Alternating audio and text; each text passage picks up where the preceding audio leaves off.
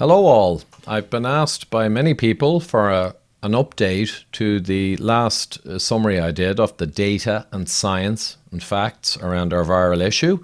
It's been a few weeks, so here is the crucial update.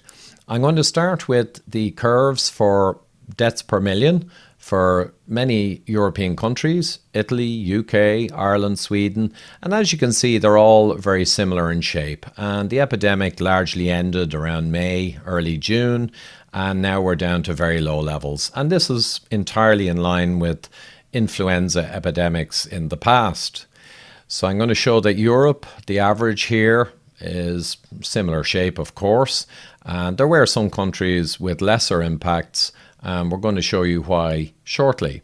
So there's Europe. The important thing to note is that, as per Professor Michael Levitt, in the northern temperate regions like Europe or North America, Northeast, you get a Gompertz curve. And the reason is because the virus, when it comes in new, it rapidly hits around 20% of the population. So around 80%, it's becoming clear, are already de facto immune through cross-immunity, T-cell mucosal immunity from prior coronavirus in the large family of coronaviruses. It's got huge similarity, this SARS-CoV-2, to prior coronaviruses. So our immune system has many mechanisms to react. But around 1 in 5 people, or 20%, will be less cross-immune, and they're the ones it has to go through.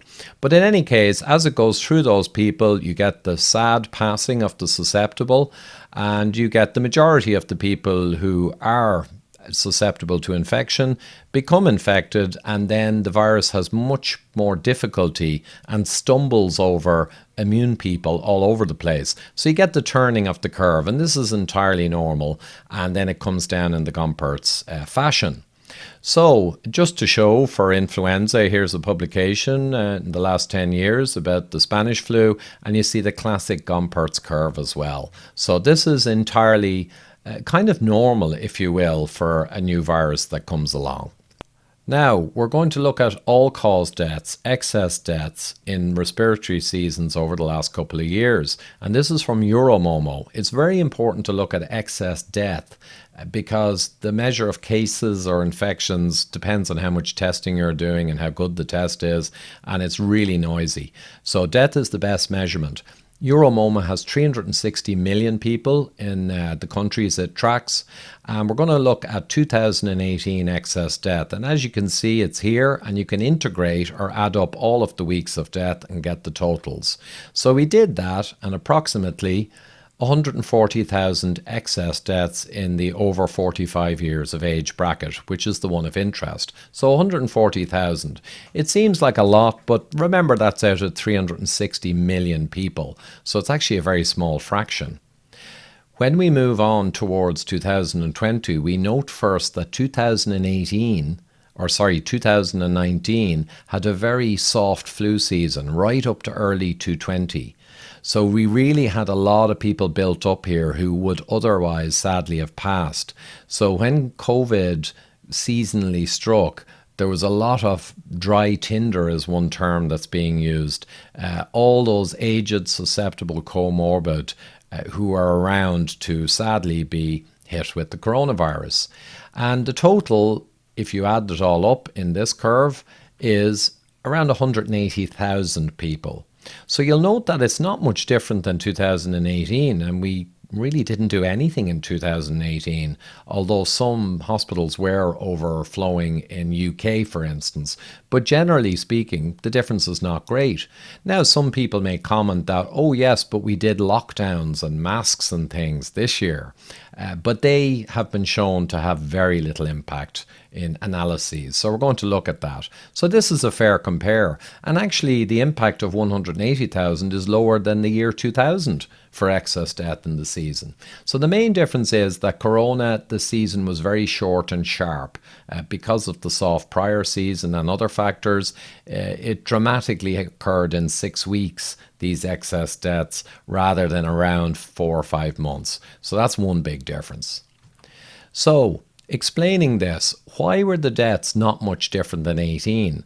Well, one reason is that the modelling was catastrophically high in its estimations. So here's one report that shows what was modelled by Imperial College and others for Sweden with no lockdown and with hard lockdown. And as you can see, the actual death impact is down here in the blue, and it's around 10 or 15 times lower than the modelling. And remember, Sweden had no lockdown, no masks, and even had hairdressers, bars open, little bit of distancing, but they allowed crowds up to 50 as well. So clearly the modelling was catastrophically high, and that's one explanation. Another study here pulled out by CoronaPogue on Twitter, and you can see here for different amounts of lockdown, from no lockdown down to super hard lockdown, there's huge numbers predicted for Sweden, but the actual was less than 6,000. So again, the modelling out by a factor of 15 plus, and that's what threw the world into turmoil. So here's another view of Sweden from Johan Hellstrom, done some great analysis, and as you can see, they had their epidemic which waned, and now all during August, tiny amounts of ICU and mortality. And they had 16-year-olds up to 16 going to school all during the epidemic, no masks, and very mild distancing and some other measures. But they just went through this classic Gompertz curve regardless. Opening up in the summer, nothing's happening. Pretty much community immunity established to an effective level, and that's pretty much how it's always been with these epidemics. So that's Sweden. Just to show you another cut in Sweden, because it's topical, Johan, I think, pulled this out as well. And out of the nearly 6,000 mortality in total, only 870 were directly caused by COVID with no other comorbidities. And obviously the average age was way up in the 70s too, and mostly care homes. But this red curve is the most direct no comorbidity curve for mortality, and it's clearly massively smaller than the curve that you see given around to the world. Sweden, another perspective from Johan, and this one is really interesting. He's pulled out all the data from the Swedish records, monthly death rates, and it's deaths per million, so it's corrected for population size, because clearly over 150 years the population changed a lot. So let's look and see, what's this spike here? Looks pretty huge. Well, that's the Spanish flu spike, and it is actually quite huge. It was a once in a century or maybe a few centuries event. But if we look down on the right, we're wondering, well, where is corona? Because we have the data now and the spike is over for corona, or SARS-CoV-2. And actually, here's the corona spike. So that should put things in perspective. It's not much different, like for all of Europe, actually, I showed you earlier, not much different than certain months in the previous 10 or 20 years. So that's really what's actually happened in excess mortality. PLC pulled out some great data. Everyone should know about this, and it speaks to why Sweden would have been higher than other countries, particularly the Nordics. So you can look up mortality.org, but here's the graphs. So we see the Netherlands had a particularly soft prior season with a kind of a trough of less than expected or fewer than expected deaths, 19 through to early 20. And Netherlands got hit quite hard then with SARS-CoV-2 or COVID, understandably, because a lot of people had built up who would have been very frail and otherwise probably would have passed away before. We see the same for Great Britain, a huge trough here and then a nasty spike when Corona came. And we see the same for Spain, pretty much. So this pattern is repeated throughout nearly all the countries. But let's look at Sweden. We see that Sweden certainly had a large trough. In fact, I think nearly 4,000 less than would usually occur. And interestingly, that's most of their spike when COVID came along. Okay? So let's keep Sweden here and now look at the Nordics that we have data for. I wonder, do they look different, right? Independent of lockdown. And sure enough, very different looking graph. They had normal enough death rates in the prior years. And again, they had a low spike for COVID. and Norway similar to Finland, very different than Sweden. So this is most likely the biggest factor driving Sweden's numbers and most countries' numbers actually, independent of lockdown and distancing. I have a gap here and I don't have Denmark, so I'll just drop in Hungary. You can see they had actually quite a above average mortality the last couple of years and almost no impact from COVID, which goes in line with that. There's other analyses done, like David Spiegelhalter here, an analysis of severity of prior flu season versus how hard COVID hit in deaths per 100,000. And as you can see, countries that had more severe prior seasons had very low COVID impact. And conversely, countries that had soft prior seasons tended to have high COVID impact, as you would expect. And finally, a publication just out, 16 possible factors for Sweden's high COVID death rate among the Nordics. And the lockdown differences are kind of number 16. And this team from the analysis say they're the least part of it. Their number one is the dry tinder situation in Sweden, as we just discussed. And they reckon it could account for up to 50% of their total death toll. I'd guess it's quite a bit higher than that. But they have another 14 reasons. Lockdown is in the halfpenny place, as we say in Ireland. Okay. Carol Hennigan, Professor of Evidence-Based Medicine at Oxford University, asked a great question quite a while ago.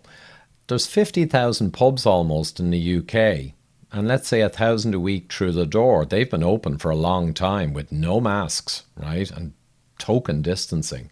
That's nearly 300 million people interactions in 6 weeks. Now, it's nearly 500 million now because it's 3 weeks later than this tweet.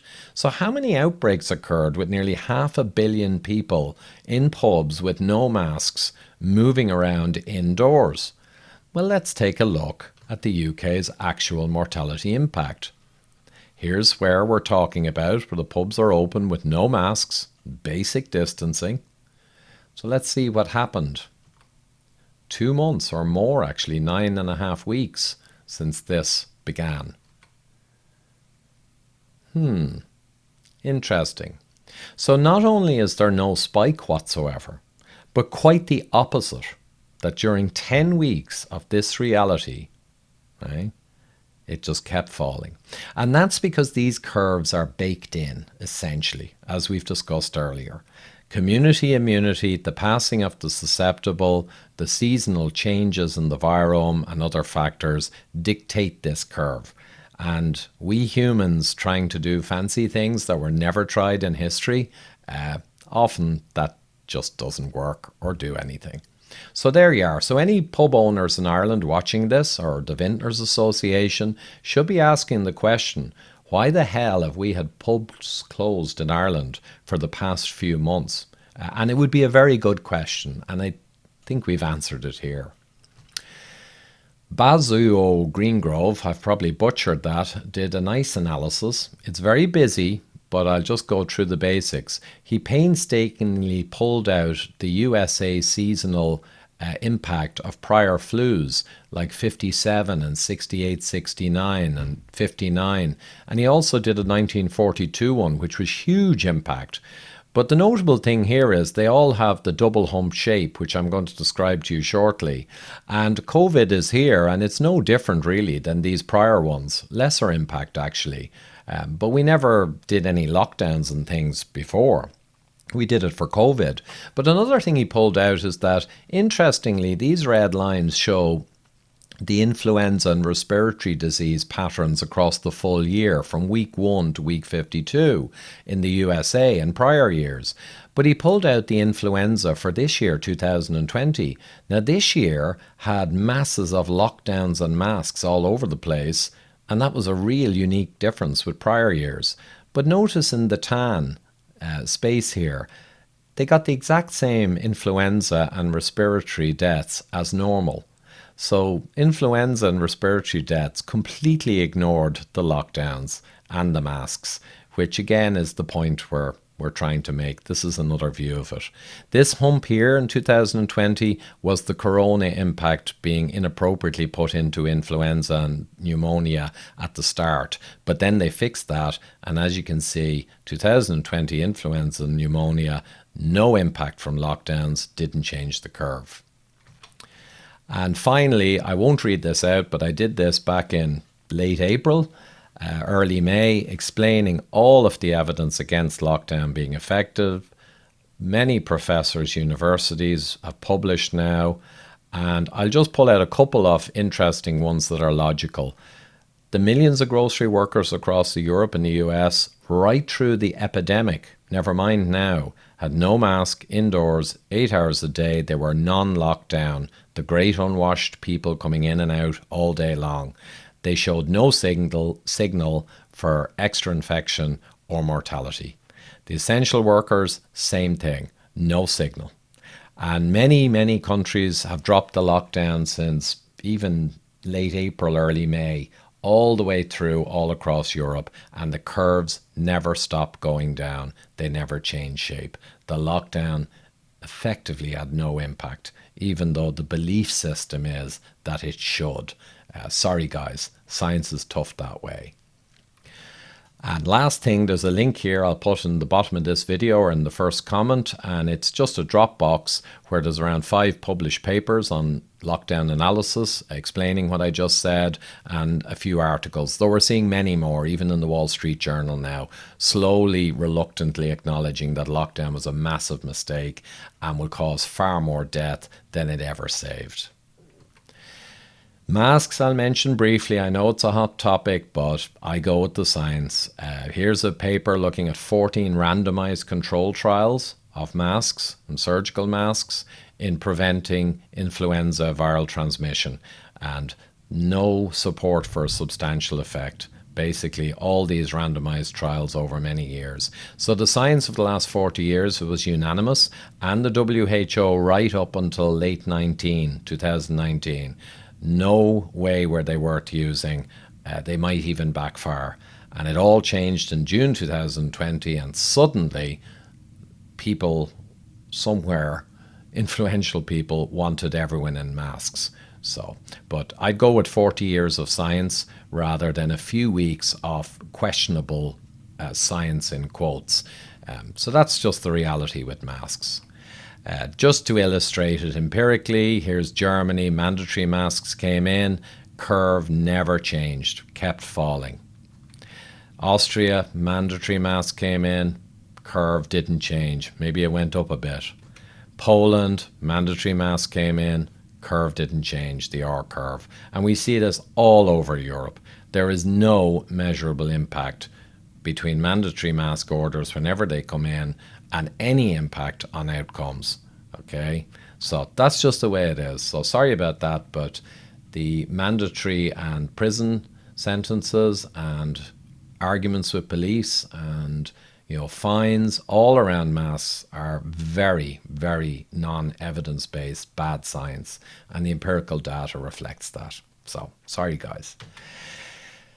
Now, I'm going to just remind you now about 140k excess deaths in 18 across Europe, nearly 400 million people in the respiratory season, and 180 for this year. And we've just gone through why lockdown and other measures didn't really change anything. So this comparison is what it is. And it may surprise many people that this is it. Maybe it's around 30% higher this year than 18. And other years in the last 20 were higher again. And no panic occurred and no damage to our society. So there you are. Seasonality, very important, so I'm going to go through it with updated figures. Coronaviruses are sharply seasonal, super seasonal, like influenza. This has been known for a long time. It's being denied in the past few months for some reason, but it's been known. So I'm going to show you here Italy, deaths per million. March, April, it rolls up and down, independent of the lockdowns they tried. It happened. But look at Brazil and Peru, a longer, steadier rise. And interestingly, Brazil had no lockdown. President was getting abused for that decision. And Peru had a hard lockdown, military style, with mandatory masks and everything back here in March. okay, and hard lockdown. But look, right, Peru, if anything, is worse. You know, so this is just re-stressing the point about lockdown. However, there's something else interesting. I've left space here to the left. What about November 2019? Why am I interested in showing that? Well, because it's crucial. Because in 2019, in November, SARS-CoV-2 has been verified in human sewage samples, just like it has been for Spain and elsewhere in Europe. So this virus, SARS-CoV-2, which causes COVID in some people, was circulating in the population in Brazil, back here, same as Europe. But look at the difference of the virome triggering, right? Totally different behavior. So the virome is complex, and it rises based on UV and humidity and human immune, seasonal variations, many things. And it just ignores the human medieval science interventions that we've done this year.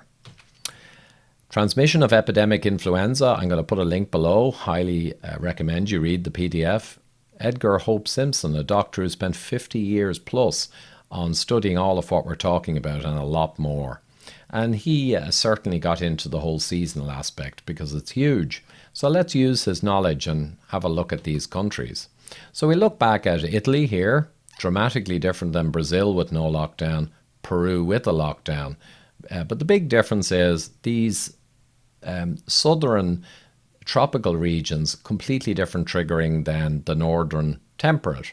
So we're going to bring in a couple of excerpts from Hope Simpson's graphs, and we're going to see here that for northern temperate, which is Italy and northern Europe, we've got a pattern. And we've got a pattern called out in his book for southern tropical. And if we match up those patterns approximately, we see a rather excellent match, which is exactly what you'd expect. So like I said, super seasonal. I wouldn't worry about where on the axis they occur in terms of exact month. It's more around the seasonal relative differences and regional differences, independent of lockdowns. Europe versus USA. So a lot of people asking about USA, and it is tough over there because while Europe is long finished with the epidemic, USA got a second kind of surge, and a lot of people are misunderstanding this. They think it's a second wave. It's not a second wave. So USA, if it was only Northeast USA you were looking at, which is seasonally, regionally like Europe, you see this in the data. It behaves just like Europe, and it's falling off or fallen off to nothing. However, this part of the curve is southern USA, and that's what's driving the extended hump. And this is the classic double hump we've seen for all prior influenza epidemics. This is actually normal, even though all deaths are sad. It is fading, coming down now, which is good news. So a little more detail. I pulled the data from the US database, and I'm going to use the same scale here of deaths per million, up to 70. And here's Northeast. New York got hit really hard, of course, but the Northeast US, you've got the Gompertz type curve like Northern Europe. And that's because it's Northern tempered type pattern, Europe-like. When we look at the South, it's very different. Not only is it surging out here, right, in a different time frame, but overall the impact in deaths per million daily is massively lower than the Northeast, because these are the same scale. So this is northern tropical type pattern, and it's more like Mexico and desert regions. Midwest is actually more like northern temperate type pattern, Europe-like, or like Northeast America. And for comparison, you can see here spikes in March, April, comes right down. Obviously, there's lower impacts overall, but the shape is similar. And then we have USA West is more like the USA South. It's northern tropical type pattern. And you can see here rising in the last few months and then thankfully coming back down now. And again, very low impacts compared to Northeast. So hopefully that helps people understand USA patterns. Now the case demic I'm going to kind of roll to a close with. There's hysteria the last few months over the summer, even though I clearly showed in Europe that the epidemic was over since May. And the reason is because we're hyper testing with PCR. So I'll explain that. So here you have the curves I showed earlier for Europe, and you see the epidemics come down. This was an epidemic, in fairness, and this is not an epidemic. Epidemic's over as we get out to June, July. However, if you kept testing with PCR and in fact increased your testing, you would find viral fragments, dead virus, people who recovered months ago who were asymptomatic. You'll find some positive cases, but there'll be very little impact. You'll have a case-demic. And that's the problem we're seeing in Europe over the past couple of months with stringent measures, draconian measures based on PCR testing. So this is a great post for you to get an idea of the problems with PCR testing. Just Google this term here. There's the link. Professor Carl Hennigan again goes through the challenges. If you hypertest with PCR tests, they find viral dead fragments. They don't find full live virus. They can't identify that. They're calling them cases when they get a PCR positive. They are not, mostly. A case is hospitalization with severe impacts, or COVID-19, the disease. These are simply positive tests from a viral fragment test kit. They are not cases. So a lot of confusion. This is what causes a case-demic. So to show a few countries, Ireland, we had an epidemic, rising cases and fall, and we had deaths follow it, sadly. Older, comorbid, average age 82, median age 84. So yes, we had an impact. Epidemic ends, but now we test. We're getting PCR false positives, historical infections, some true positives, but the impacts are on the floor. So for Ireland in August, we had 700 cancer deaths, we had 33 suicides, we had effectively 0 COVID deaths on the record. So, but all people are talking about is COVID. They don't care about the suicides, the cancers, the economic catastrophe. People don't seem to care about anything, even though they don't realise the epidemic's gone. UK, briefly, I'll just show it's the same problem. Enormous cases, local lockdowns, nothing's really happening. Now, as we come into fall and winter, we will see a natural rise in the virome. We'll see influenza, we'll see more impacts in hospitals, we'll see SARS-CoV-2 rising again, but that will be more normal winter resurgent of influenza like prior years, I would say. Germany, same story, I won't read it out. Switzerland, exact same story. They brought in mandatory masks in these countries back here when the epidemic was already over. That doesn't affect anything. Spain is being called out as having a second wave in the making, and sure, the deaths are rising a little, but as we'll see, that's not unusual in Spain as they head into fall and winter. So there's pockets here and there, but there's only around 1 death per million people per day in Spain at the moment, and that's being seen as a surge. So it's vastly lower than when the real epidemic occurred. But this will probably grow, but that doesn't mean it's a second wave by any means. But you can see the enormous amount of cases here, right? Absurd. And then these very small impacts. And then we've got Netherlands, same story. And we've got France, same story. Talk of a second wave in France now just because hospitalizations have gone up a bit coming into the fall. But again, similar summary. And US, I'll acknowledge, as I already have, that because of the southern and western regions, they're virome triggered, so they genuinely do have, with extra cases, a rise in mortality, but thankfully that's falling down now too.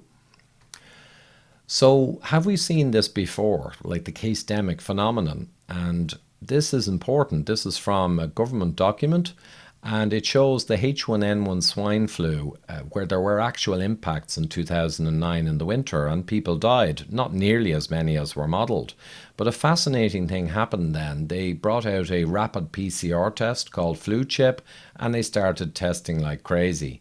And all during that summer, when the deaths were gone from swine flu, there was a freak out with huge tests and all the media going crazy, but no one was dying. So that was a case-demic. And they kept pushing it even into the fall, right? But H1N1, there were no real deaths. It had passed in its first season, as mostly they do.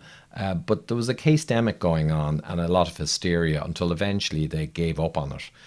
Now, the interesting thing is there were no lockdowns or masks back here during this safe summer. And that may have helped the following winter season be very soft because you had a lot of community immunity develop over the summer, but without much death impact. So that point we're going to bring up at the end again in the context of Spain and see what it might mean. Last one on this, it just shows the UK, and here's the seasonal increases in mortality, perfectly normal with influenzas, and down here we have the testing. But in 2010, in the summer, they were testing like crazy because of the swine flu panic. So you see an enormous spike in cases, but actually the lowest death that summer of the past 20 years. So it shows you the danger of a case-demic. This article, very important to read to understand why case-demics happen and the driving forces behind them. So it's the German mainstream Spiegel newspaper back in 2010 did this article. It's comprehensive, and it really is a great article and explains a lot of what goes on when these things occur. So I recommend that.